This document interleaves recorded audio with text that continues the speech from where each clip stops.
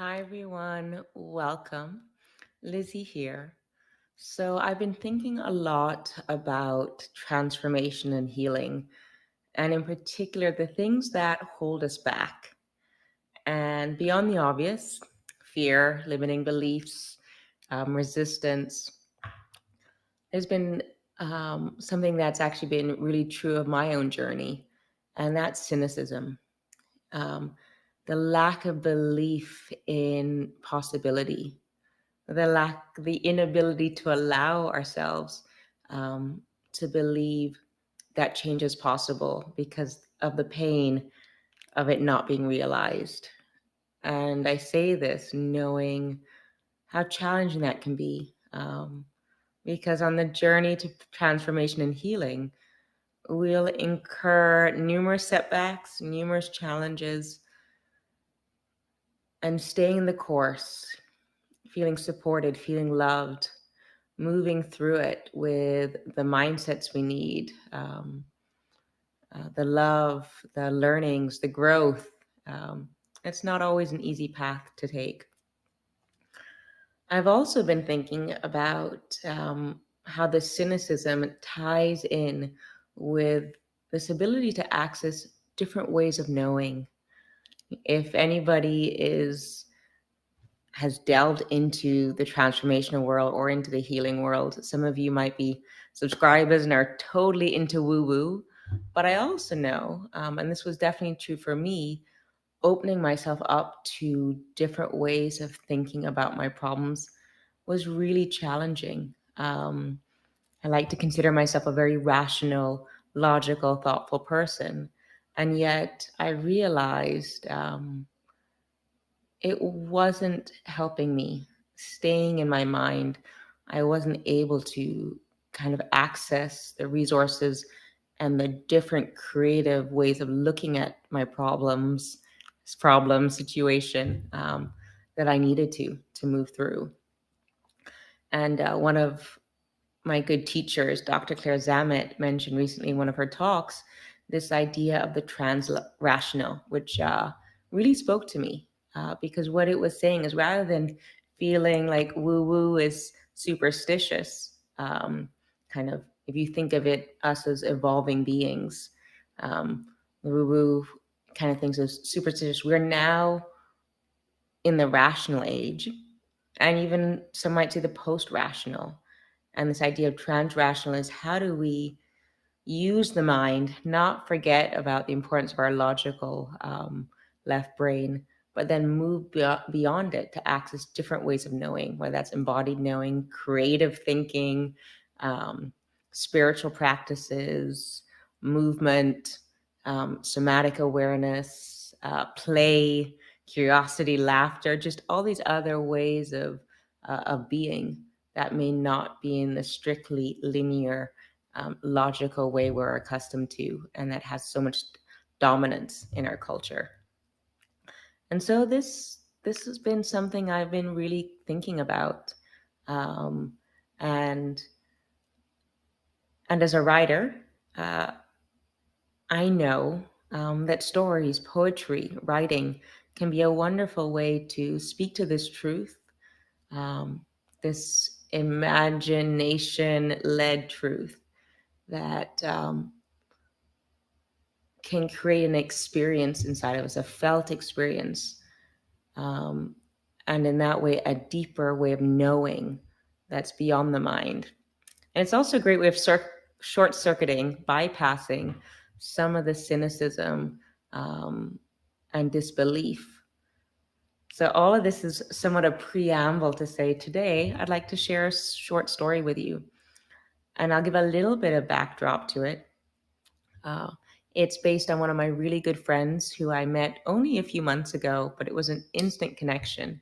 And I'd been living inside of this question, this desire to share powerful stories in a way that's maybe a fable or a bedtime story or, something light and easy that we can all enjoy without it having to feel heavy and educational, but yet the truth, the salient truth.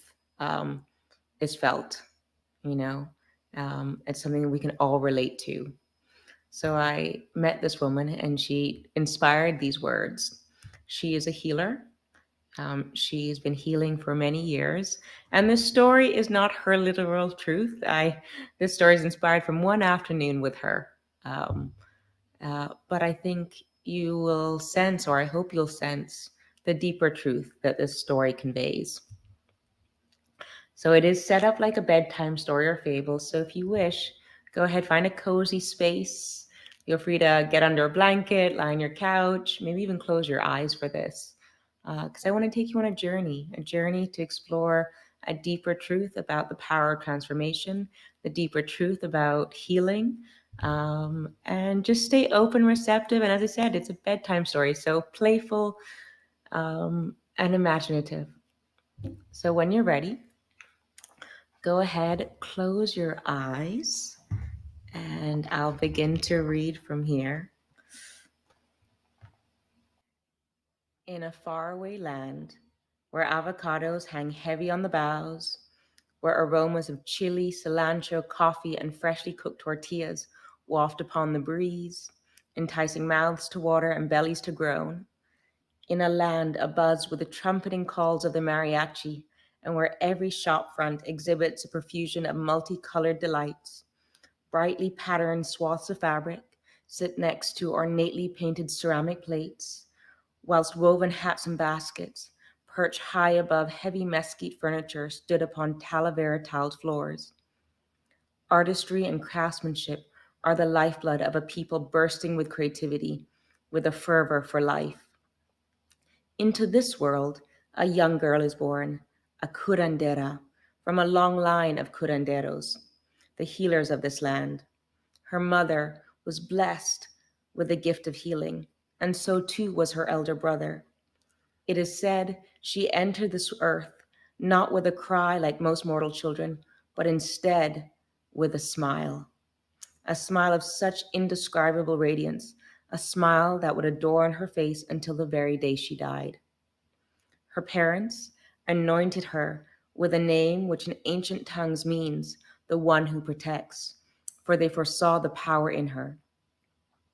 From an infant, this child with her shock of fiery red curls would traipse around the village waving hi to the spider monkey, whispering hellos to the ocelot, befriending the coati and chihuahua and all manner of beast native to this land. In moments of reverie, she could be found in the garden conversing intently with the yucca flower, the rosebush, and the agave plant. This child seemed not to possess any of the shyness typical of a girl her age. Rather, on many an occasion, her parents would catch her walking right up to strangers, especially those wearing forlorn expressions, eyes downcast, shoulders drooping from the heavy burden of their lot in life. Without hesitation, this little girl with dimpled cheeks and twinkling eyes would traipse and approach these pitiful specimens and rest her small hands upon them before enveloping them wholeheartedly in her tiny embrace. Her parents never admonished her for this seemingly peculiar behavior.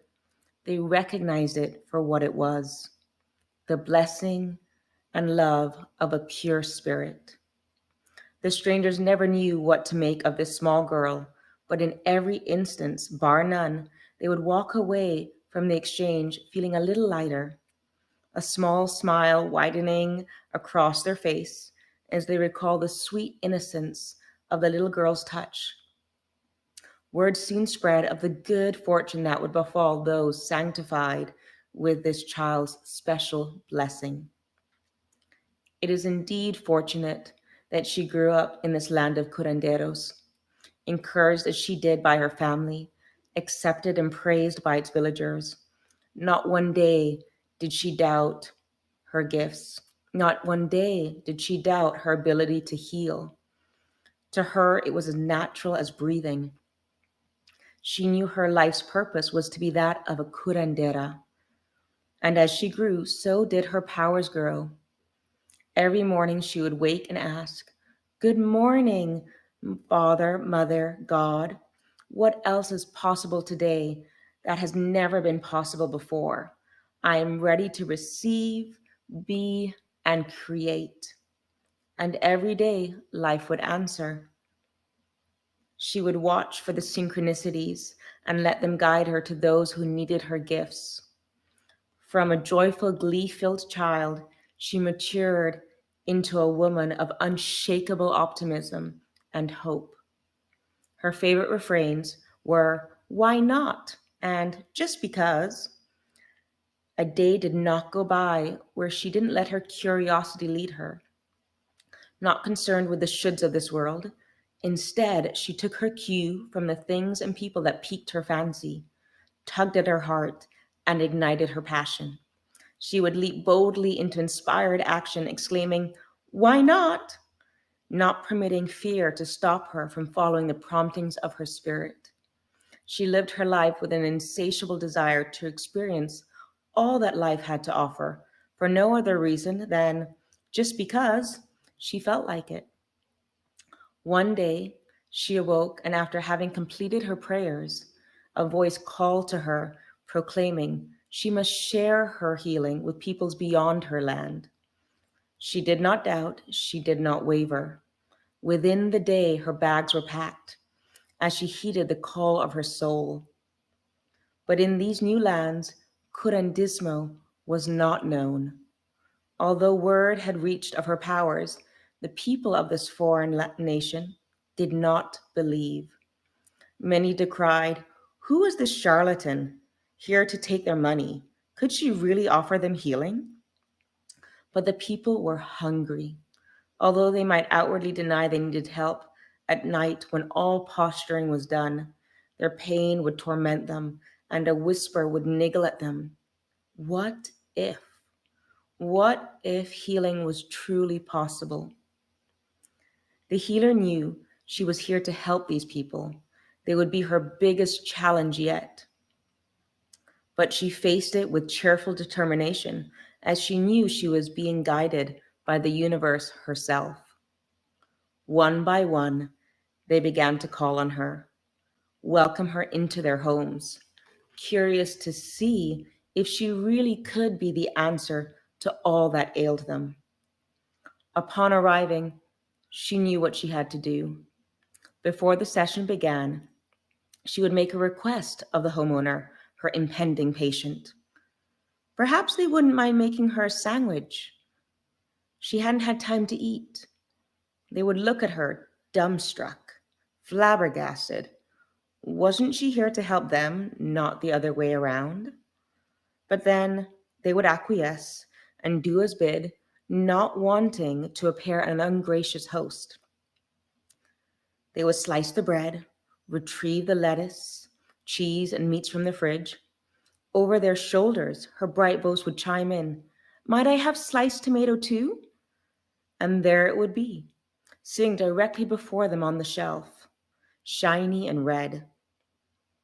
A momentary look of annoyance would dart across their face before they would fetch that too from the fridge. Who was she to demand more from them? Couldn't she see they were the ones in pain and were in need of help from her? They would mutter begrudgingly, but they would continue along, moistening the bread with butter, layering the cheese, lettuce, meats, and sliced tomato, taking care to remove the crusts and cut the sandwich just so. Upon reaching into the cupboard, they glanced upon their grandmother's golden gilded plate, a wedding gift, summoning a memory of happier times. Well, why not? They thought to themselves. The sandwich would look far more appealing on it. And while they were at it, perhaps they would add some fresh figs and apricots that they had picked earlier from the garden. Now, didn't that look a pretty picture? A meal worthy of their esteemed guest. As they handed the plate to her, they felt an ease and lightness suffuse their body and beamed with pride at the meal they had prepared. What had been at first an appointment they had dreaded, fearing yet again another healer unable to cure them, had been transformed into what felt like an intimate visit with a friend. Her eyes sparkled with delight and anticipation as she took in the feast before her. Upon taking her first bite, her eyes closed, savoring the flavors. Mmm, so good, she complimented her host. And as she licked her lips, devouring the final, satiating morsel, she motioned to her patient. Shall we begin? This sequence of bizarre requests repeated itself from person to person. Sometimes it was food and refreshment she asked for.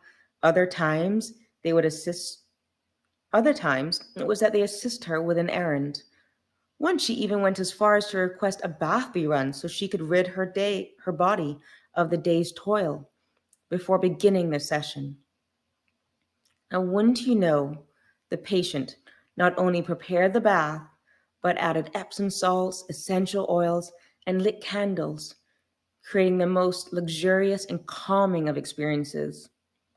Despite these requests being initially met with varying degrees of annoyance, surprise, and irritation, without fail, with varying degrees they were quickly supplanted by feelings of joy and satisfaction at fulfilling and exceeding expectations.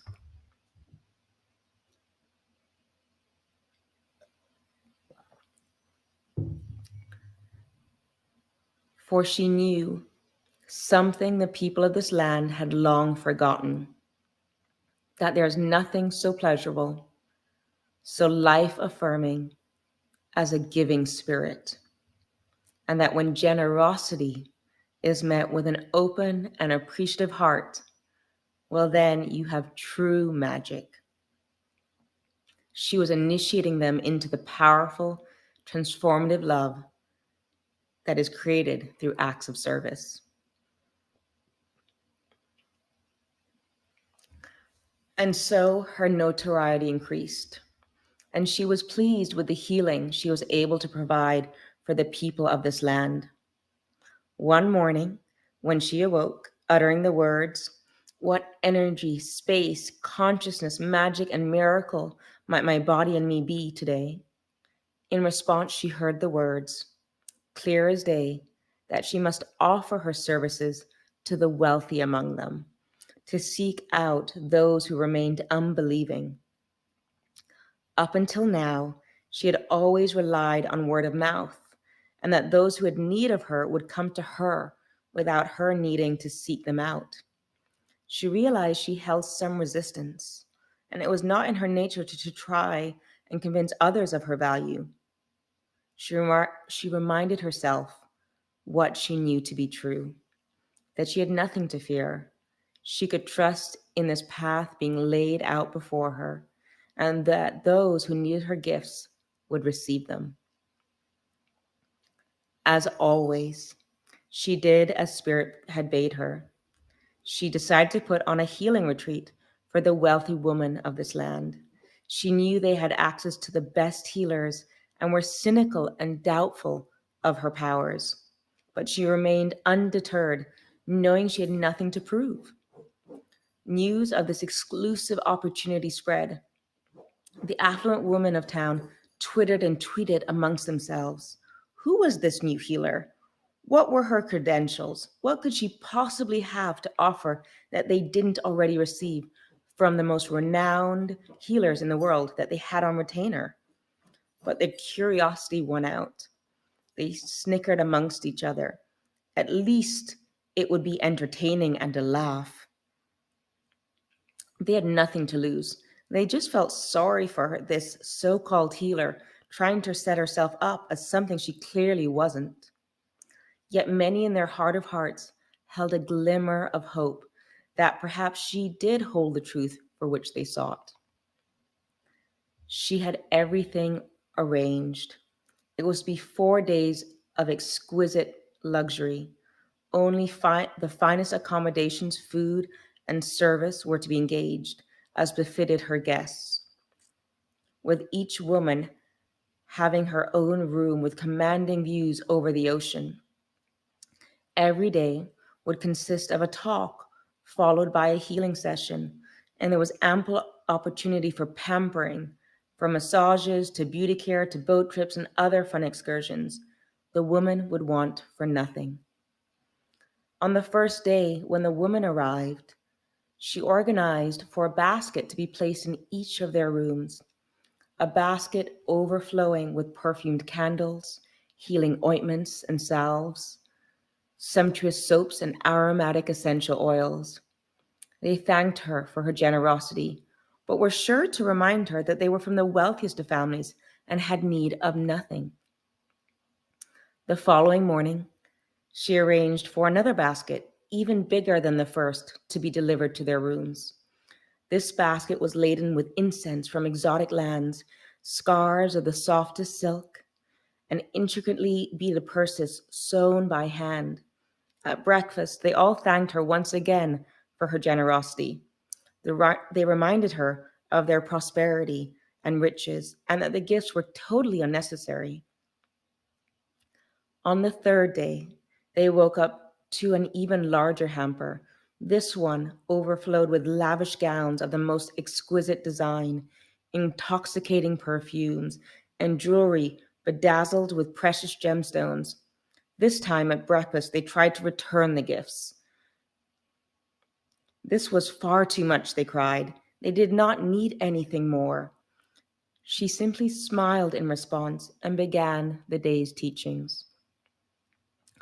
On the final day, the woman awoke to a crate bursting with handicrafts from the finest artisans across the globe, rare spices from distant markets, and the most exquisite treasures that even they, with all their wealth and influence, had never been able to get hold of.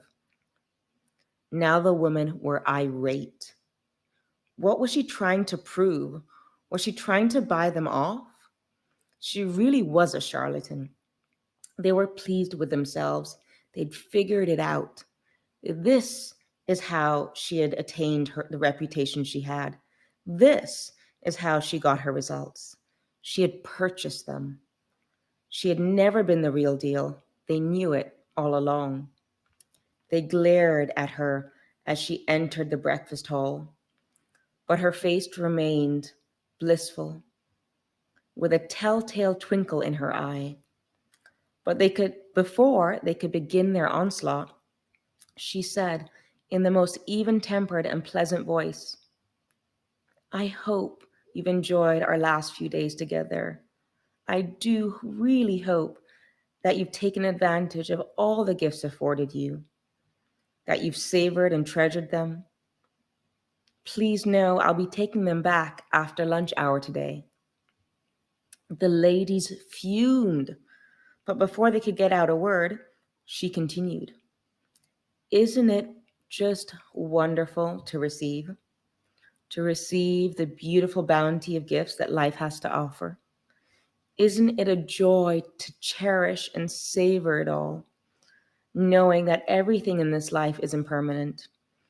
Doesn't it just fill your heart with gratitude? If this hasn't been the experience for you, I wonder if you might honestly ask yourself, how open are you to receiving that all life has, that life? I wonder if you might honestly ask yourself, how open are you to receiving all that life has to give?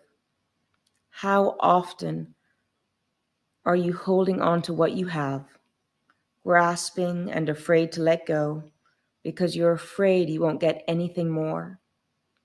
I wonder how many of you find it hard to truly receive, to let your hearts open to the good things in life.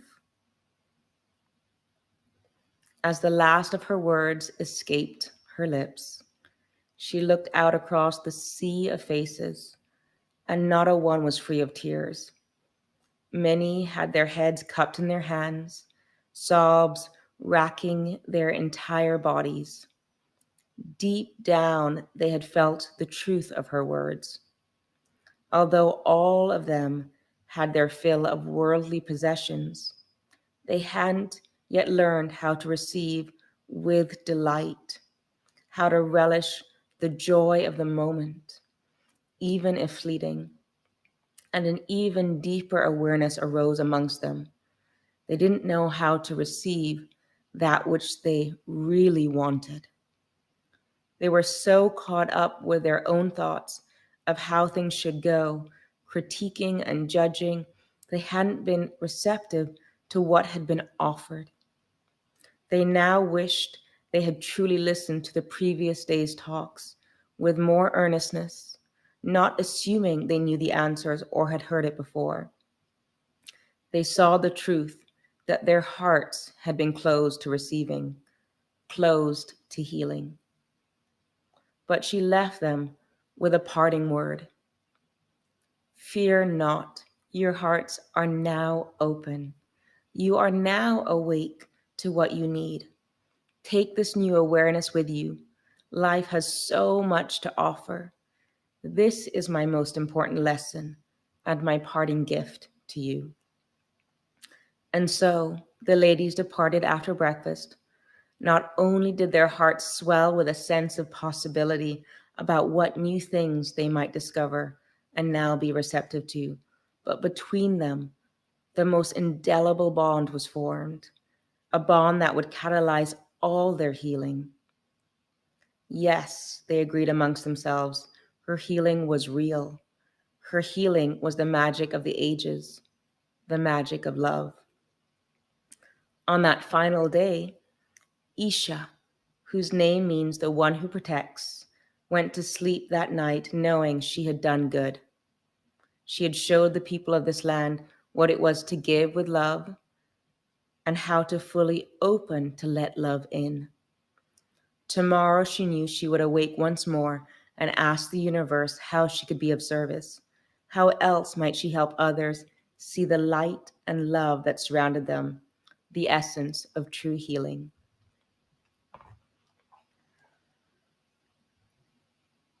So I'd like to just leave